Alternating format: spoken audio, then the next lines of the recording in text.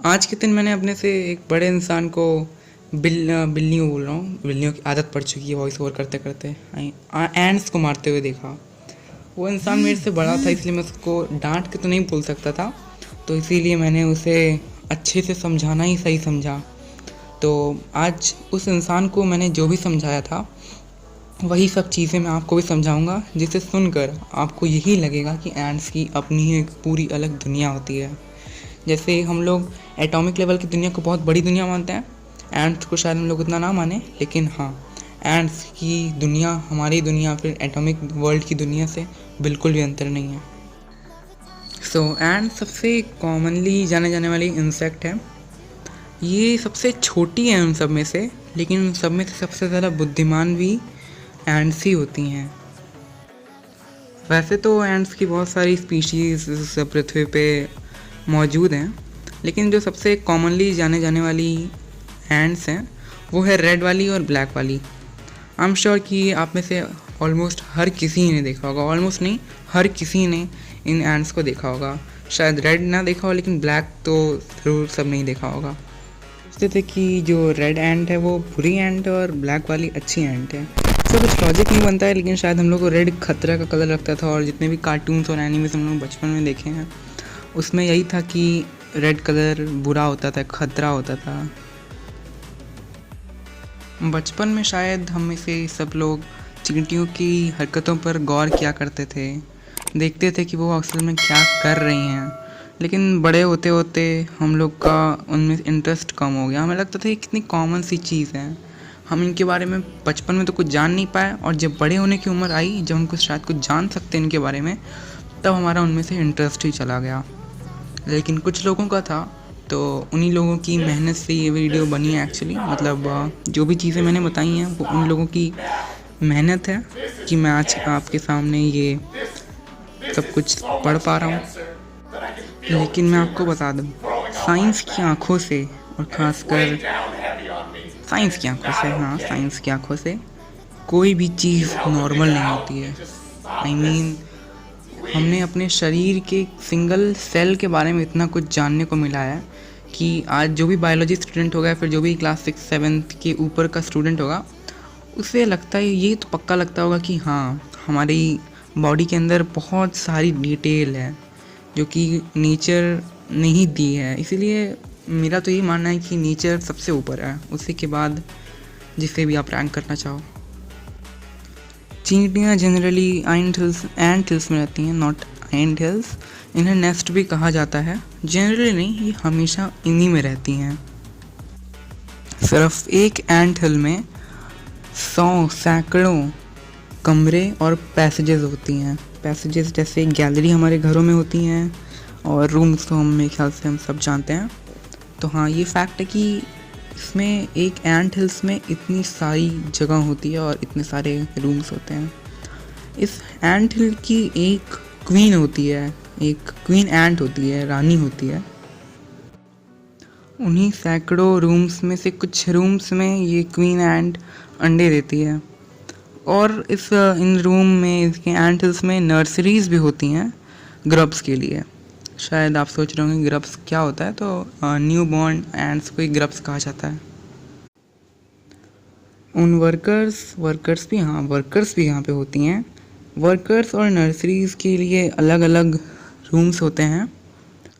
जिन ends को आप generally देखते हैं घर से बाहर निकलती हैं जो एंड्स, और जो आपके घर के आसपास भटकती हैं, वो असल में वर्कर एंड्स ही होती हैं, क्योंकि इनका काम ही होता है खाने की तलाश करना। वर्कर एंड्स हमेशा खाने की तलाश में रहती हैं, और कुछ और भी वर्क्स होते हैं, लेकिन खाने का वर्क्स इनके मेजर वर्क्स में से एक है। इनमें से कुछ रूम खाने का स्टोर हाउस होता है, जैसे हमारे घर में स्टोर रूम होता है जिसमें काम की चीज़ें नहीं होती हैं, लेकिन इनके यहाँ स्टोर हाउस होता है जिसमें काम की चीज़ें। सोल्जर्स के पास अपने अलग कमरे होते हैं। ये लोग बहुत ज़्यादा डिसिप्लिन होती हैं। ये आपको अभी ये लग रहा होगा, लेकिन आगे जो मैं बताऊँगा उसमें आप वाह क्या उठोगे। वैसे कोई भी वर्कर सोल्जर्स के रूम में नहीं जाती है, और ना कोई सोल्जर वर्कर के रूम में जाता है। इसमें क्लीनर्स भी होते हैं, तो कोई क्लीनर सोल्जर के घर नहीं जाता, कोई वर्कर सोल्जर के घर नहीं जाता, कोई सोल्जर क्लीनर घर नहीं जाता, और कोई वर्कर क्लीनर के घर नहीं जाता। और कोई वर्कर, सोल्जर या फिर क्लीनर ग्रब्स को परेशान या फिर हर्ट नहीं करता। सभी के सभी एंड्स, अलग अलग तरह के एंड्स अपना अलग अलग तरह का काम करते हैं, ब्रेवरी के साथ, हार्ड वर्क के साथ, और कभी अपने साथियों के साथ ये लोग लड़ाई नहीं करते जैसा हम इंसान अक्सर करते रहते हैं। क्वीन एंट एक्चुअली पूरे पॉपुलेशन की मदर होती है।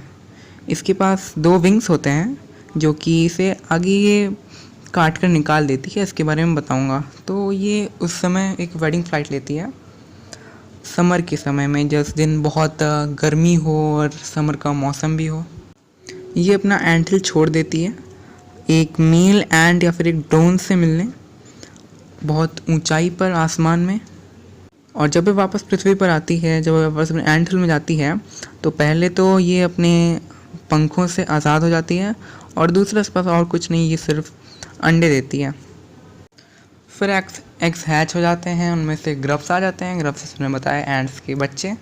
तो सोल्जर्स इनकी रखवाली करते हैं, वर्कर्स इन्हें खाना खिलाते हैं और क्लीनर्स इन्हें साफ़ करते हैं, और इन्हें हमेशा डेली ये लोग बाहर फ्रेश एयर में ले जाते हैं, इनकी एक्सरसाइज करवाते हैं और सनशाइन भी लेते हैं और देते हैं। क्या बोल रहा हूँ, मतलब इन्हें धूप में ले जाते हैं ताकि ये सनशाइन भी ले सकें। सनशाइन बहुत इम्पोर्टेंट चीज़ होती है। ऐसा जनरली 2 से 3 वीक्स तक ही चलता है। इसके बाद ये ग्रब्स कुकून्स बन जाते हैं। कुकून्स के बारे में मैं एक अलग ही सी वीडियो बनाऊंगा क्योंकि कुकून्स बहुत स्पेशल चीज़ होती है। तो ये कुकून्स बन जाते हैं 3 वीक्स तक और बिना खाने पीने के पड़े रहते हैं एक जगह पे। फिर कुकून ब्रेक होता है, कुकून टूटता है और उसके अंदर से एक बहुत परफेक्ट एंट आती है। फिर दूसरी एंट इनकी ट्रेनिंग करवाती हैं, जैसे वर्कर्स के लिए, सोल्जर्स के लिए, बिल्डर्स के लिए, क्लीनर्स के लिए। हाँ, इनकी में बिल्डर्स भी होती हैं जो एंटल्स बनाती हैं। कुछ समय बाद ये लोग ट्रेन हो जाते हैं और उसके बाद ये लोग बाहर बड़ी दुनिया में जाने के लिए पूरी तरह से तैयार हो जाते हैं। और ये एंटल, जिस एंटल में लोग रहते हैं, ये सिर्फ चींटियों का घर नहीं होता है। इसमें बीटल्स, कुछ और तरह की एंट्स और एक इंसेक्ट है जिसे ग्रीन फ्लाई भी कहते हैं, वो भी रहते हैं। एंट्स इन्हें बिना किसी मतलब के नहीं रखती हैं। असल में कुछ इन्हें एक स्वीट जूस देते हैं और कुछ इन्हें एक इनके लिए, एंट्स के लिए एक प्लीजेंट स्मेल देते हैं। उन्हें ताजगी फील कराने के लिए एक स्मेल छोड़ते हैं अपने अंदर से। और कुछ बिल्कुल एक पेट के जैसे होते हैं, जैसे हम लोग के डॉग्स होते हैं, उसी तरह ये एंट्स के भी पेट्स होते हैं। और ग्रीन फ्लाई एक मिल्क जैसा एक लिक्विड निकालती है जिसे हनी ड्यू कहते हैं। ये ग्रीन फ्लाई को भी ट्रेन करते हैं ताकि जब भी इन्हें इसकी ज़रूरत हो, ये अपना एंटीना से उन्हें टच करें और ये अपना हनी ड्यू सिक्रीट करें। अभी मैं चाहता हूँ कि आप सभी लोग मेरी इस कहानी से वापस हकीकत की दुनिया में आए। ये भी हकीकत की कहानी थी लेकिन अपनी दुनिया में आए, इंसानों की दुनिया में आए। इतना कुछ सीखने को इनसे है कि मैं क्या बताऊँ। हम इंसानों को भी ये सारी चीज़ें पता है कि ऐसी करनी चाहिए, ऐसा होना चाहिए, हमें ये करना चाहिए, ये सही है, ये गलत है। कुछ को इसकी परख नहीं होता है क्या सही है क्या गलत है, लेकिन फिर भी बहुत चीज़ों का इन्हें हमें पता होता है, फिर भी हम उन्हें फॉलो नहीं करते हैं। बोलते हैं कलयुग है। अब कलयुग के नाम पे बहाने मारने से असल में कुछ नहीं होगा। बोलते हैं जो लोग अच्छा काम करते हैं उन्हें बोला जाता है कि तुम इस युग के लायक हो ही नहीं, एक्चुअली तुम सतयुग के लायक हो।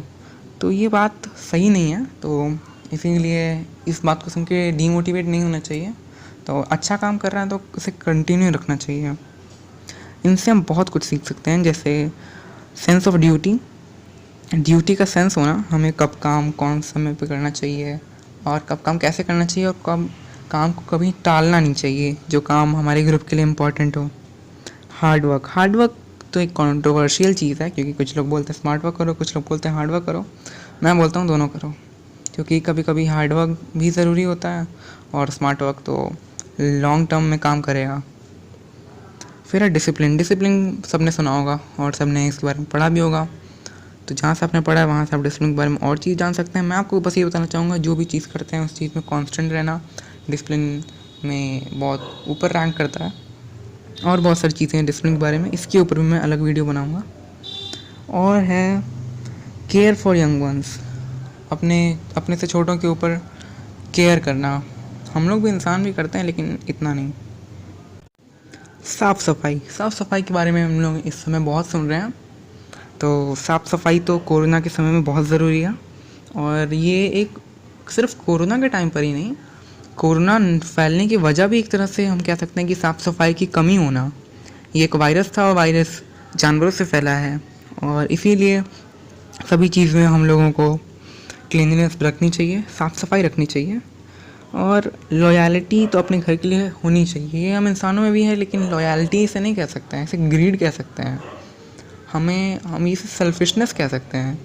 एंड्स किसी की ज़िंदगी तबाह नहीं कर देती, उनका पूरा घर नहीं तबाह करते हैं। जैसे हम इंसान चलते फिरते ही एंट हिल को तोड़ देते हैं मज़े के लिए, कुछ शॉर्ट टर्म का एक सेटिस्फैक्शन के लिए। वो सेटिस्फैक्शन आपको उसके बाद याद भी नहीं रहने वाला है। तो इसलिए इतना बुरा सेटिस्फैक्शन करना कुछ अच्छा नहीं है, क्योंकि जो एंड से निकलती है जो ऑरा है, जो एनर्जी है, वो निगेटिव एनर्जी की तरह आपको मिलेगी, निगेटिव वाइब्स की तरह आपको मिलेगी। ये मैं जो कह रहा हूँ आपको शायद उतना अच्छा ना लगे हो, लेकिन ये सच है। एनर्जीज होती हैं, आत्मा की बात नहीं कर रहा हूँ मैं, नॉर्मल एनर्जीज़ की बात कर रहा हूँ, ब्लेसिंग्स की बात कर रहा हूँ, बद्दुआ की बात कर रहा हूँ।